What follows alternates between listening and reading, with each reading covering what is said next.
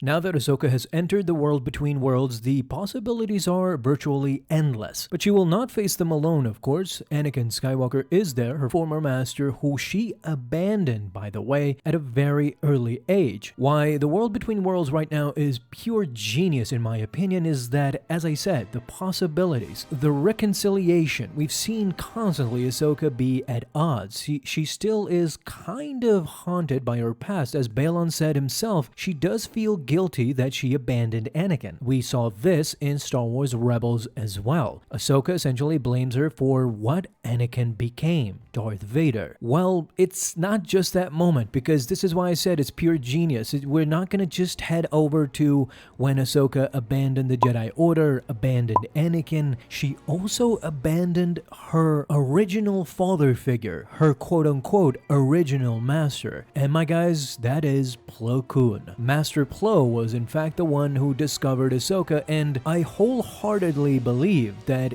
during various moments of Ahsoka's life that we're gonna see in episode 5, Plo Koon has to be one of them. And this means Plo Koon is coming back for the first time ever since Revenge of the Sith in live action. This is gonna be beautiful to see. I believe that at some point in time we're gonna see Plo Koon and we're gonna see Ahsoka possibly interact. I mean, just think about it. What we saw from Ezra in The World Between Worlds is the same thing we're gonna see from Ahsoka in episode 5. Various moments that were key in her own life. So I want to send you guys on a journey, something that you already want to see, and that is a very crucial moment during the Clone Wars. This is what I believe is going to be key to what follows in episode 5, what Ahsoka will have to face, essentially face her demons. To understand all of this, we need to talk about Master Plo Koon, what he meant to Ahsoka, how this moment will culminate in the end. There are basically two schools of thought when it comes to Ahsoka and Plo Koon. Their beautiful relationship, more of a father-daughter. Even though Anakin was Ahsoka's master, in fact, Plo Koon was much more of a father figure to Ahsoka,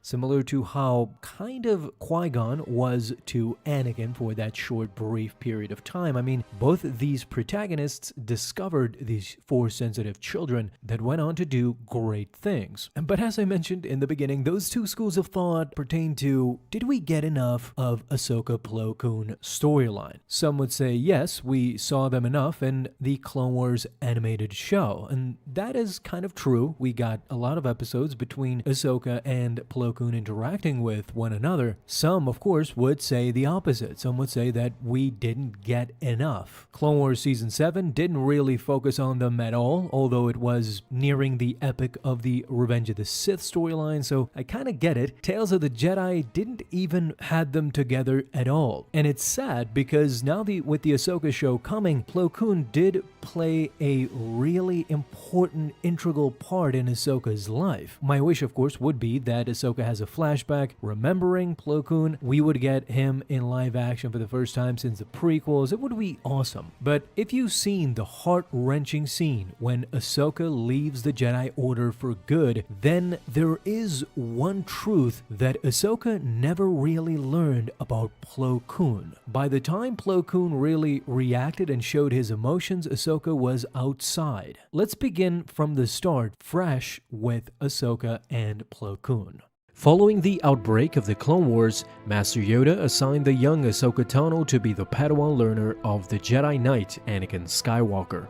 Immediately afterwards, she joined at the Battle of Christophsis. While Ahsoka Tano was eager to prove herself, Anakin Skywalker had a reputation for recklessness, and as a result, they both had a rather difficult start as master and apprentice. However, before she became the apprentice of Anakin Skywalker, and even before the Clone Wars started, how was Ahsoka discovered and who brought her into the Jedi Order? Well, 11 years before the Clone Wars actually began, Ahsoka Tano was discovered by Jedi Master Plo Koon among her people on the planet Sheely. This planet could be found in the Expansion region and was the homeworld of the sentient Togruta species, to which both Ahsoka and Master Shaak Ti belonged. Now, as far as the person who discovered her in the first place, what can be said about Master Plo Koon? Considered level-headed and unflappably calm, he was among the wisest members of the Jedi Order. He was deeply concerned with every form of life, and that is why the Jedi Master took Ahsoka at the age of 3 and brought her to Coruscant so that she could be accepted into the Jedi Order. It's the main reason why Plo Koon also had a shared special bond with Ahsoka Tano, as witnessed in the Clone Wars series. As their relationship had a happy beginning, it unfortunately would end in a truly sad way. When Ahsoka Tano was framed for murder and treason, Master Plo Koon found it difficult to believe that the young woman he'd brought into the Jedi Order could have fallen into darkness and have committed such a heinous crime. But the evidence against Tano seemed overwhelming, and he had no choice but to join the Council in expelling her from the Order.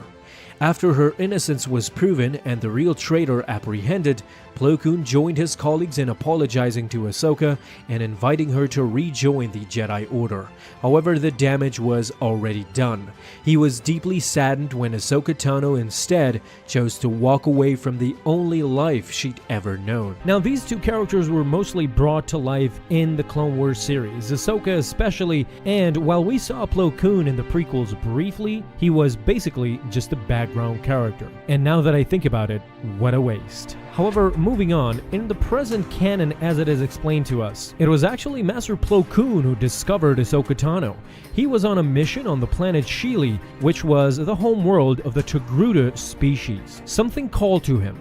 Master Plo Koon found a 3-year-old girl named Ahsoka Tano. His connection to her was apparent when he found out that she was actually Force sensitive. Master Plo Koon brought Ahsoka Tano back to the Jedi Temple so that she could be trained as a Jedi. Naturally, this relationship went on to flourish between the two Jedi, as Ahsoka always thought she could count on Master Plo Koon.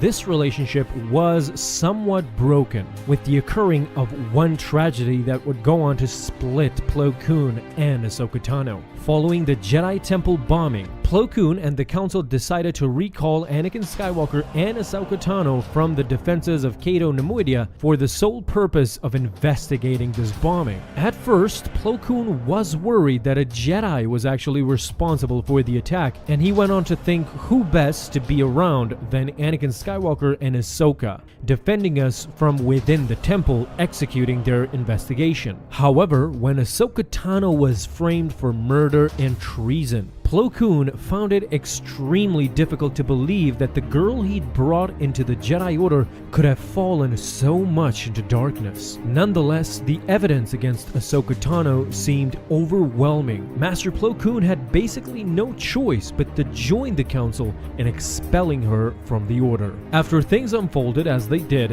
Ahsoka Tano was finally proven to be innocent. In fact, Master Plo Koon was one of the few Jedi that joined his colleagues in apologizing to Ahsoka Tano and inviting her to rejoin the Order. In Master Plo Koon's biographical databank, it shows us that at that moment he was very regretful about his actions and regretful about what decision the Jedi Order had overtaken. He was glad to see Ahsoka back. Things would not go as he expected, however, as Ahsoka Tano, in spite of the invitation to join them, she refused and went on to leave the Jedi Order for good. At that moment, Master Plo Koon was deeply saddened. He realized that things could not be undone. He showed poise even when Obi-Wan wanted to interfere. He touched Kenobi in the shoulder as a sign to tell the Jedi to let go. Virtually undescribable as to how everything will come together, and I can't wait for episode 5. I know you guys are excited too, because